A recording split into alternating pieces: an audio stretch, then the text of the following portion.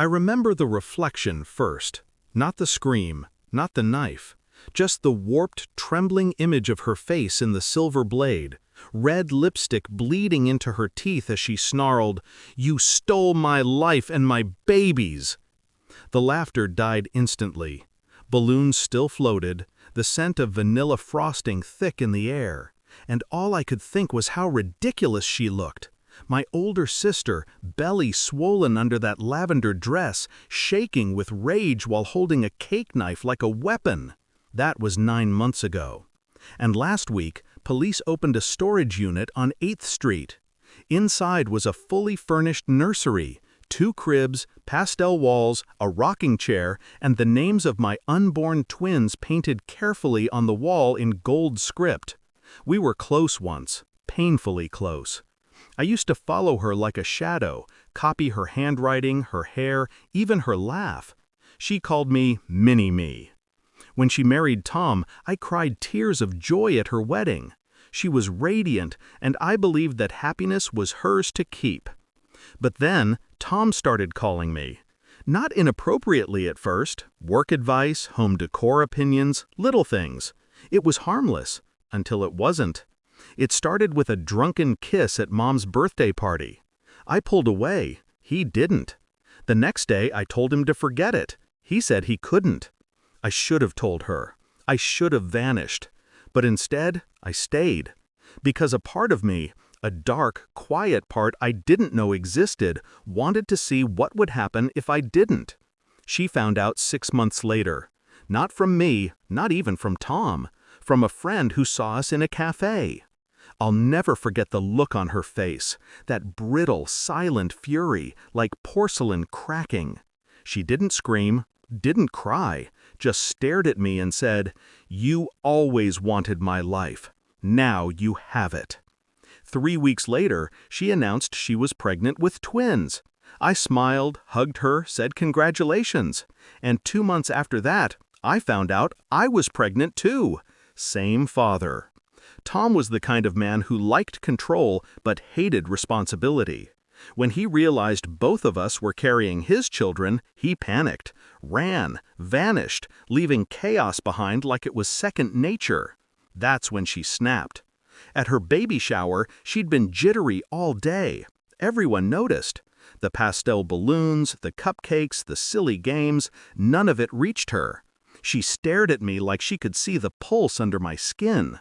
When I tried to calm her, she lunged. That's when she grabbed the knife. Guests screamed. Someone called 911. She didn't cut me. She couldn't. She froze mid-swing, her hand trembling. By the time the police arrived, she was sobbing into the cake. She was taken to the hospital for evaluation. I didn't press charges. I told everyone she just had a breakdown. Pregnancy hormones, stress, the perfect little sister, covering for her. But that night, something changed in me. I realized what she meant when she said, "I stole her life." And I decided to give it back, piece by piece. I started small. I called her doctor, pretending to be her assistant, and requested her patient files be transferred to my new address. A clerical mix-up, nothing more. I convinced her landlord she wanted to break her lease early. She's moving in with family. Then I spoke to the adoption agency she'd quietly contacted after Tom disappeared. Told them she was unfit, anonymously of course. By the time she was discharged, she had no doctor, no apartment, and no way to place her babies for adoption. She moved in with Mom, who by then believed every word I'd said, that my sister was unstable, delusional, dangerous. I made sure of it. Meanwhile, I built my own version of the life she'd planned. A nursery with matching cribs, a nameplate on the door, the same names she once whispered to her unborn babies. I never told her that. I wanted her to find out herself. She did. 9 months after the shower, she followed me one evening. I knew she would. She'd been leaving notes, showing up at my clinic, whispering to my neighbors that the twins were hers. So I let her see me unlock the storage unit. I let her watch as I walked out with a box of baby clothes and a smile. When she finally broke in the next morning, the police were already watching. I'd reported her days earlier, told them she'd threatened me again, that she was stalking me. They found her curled up in that nursery, clutching a tiny blanket with my twins' names on it. She didn't resist when they took her, just kept whispering, "They were supposed to be mine." I visited her yesterday. The hospital smells of bleach and regret. She looked smaller somehow, her hair cropped short, her eyes vacant. She didn't recognize me at first. Then she did, and smiled, faintly. "Are they beautiful?" she asked. I nodded. "They are." She reached for my hand, trembling.